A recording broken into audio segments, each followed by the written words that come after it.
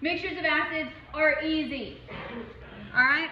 When you have a strong acid that is mixed with a weak acid, the strong acid dominates.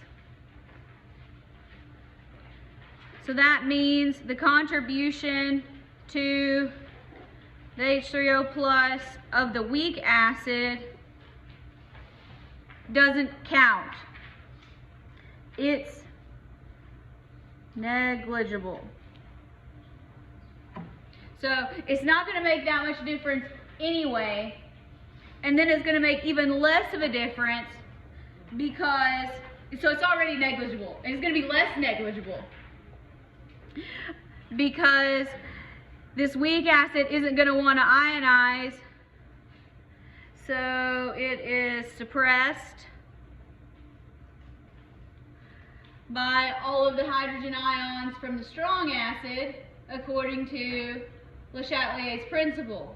Because when you have an acid is going to weak acid is going to dissociate in equilibrium, then it can go to the right or to the left. If you put a whole bunch of products, H plus products, it's on the product side. Product side for y'all. Product side. Is it going to want to ionize anymore? No. Equilibrium says it's going to shift that to the left. So the weak acid doesn't matter.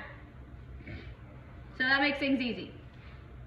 Now, it's actually similar when you have two weak acids that are mixed together. In this case, the one that is stronger dominates, and the others don't count. So, how do we determine how strong a weak acid is? According to the Ka values. Larger Ka values. So you pick the one with the highest Ka value and you ignore the rest. Isn't this easy? All right. So if we have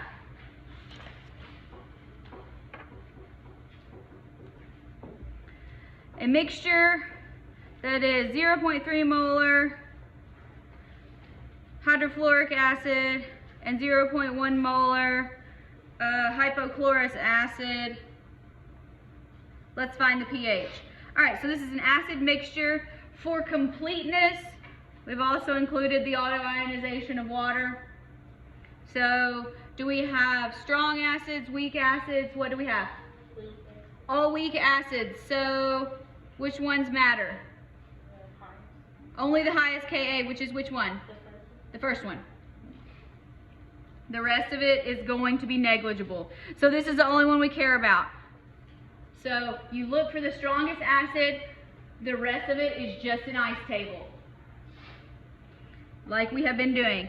So HF is going to dissociate into H plus F minus because I'm lazy. I'm going to write it that way. All right, initial HF is 0.3. So initially we have 0 and 0. This is going to be decreasing. These are increasing.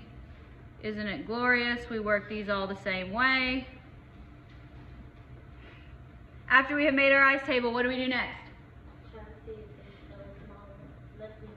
Yeah, so you want to try to find out if X is small?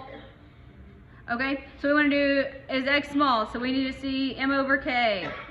Let's find out. So what is 0.3 divided by 6.8 times 10 to the negative fourth? It is, X is small. All right, so good, we can use X is small. Now what do we do? Set it equal to K. So I guess we got to have our equilibrium expression. So Ka here is 6.8 times 10 to the negative fourth. Products over reactants. 0.3 minus X. X is small, so it doesn't count. All right, so let's see here. 6.8, 10 to the negative fourth, times 0.3. So I'm going to say 2.04 times 10 to the negative fourth equals x squared. Take a square root. 0.014. All right, what's the question asked us to find? pH. Are we done? No. We are not. Yes. So we pH equals the negative log of our concentration of H plus. What is our concentration of H plus? 0.0. Yes, 0.014, because that is equal to X. Good, so let's take the negative log of that answer. 1.85? Roundabout? pH equals 1.85. All right. Questions about mixtures of acids? Good. Let's talk about bases now.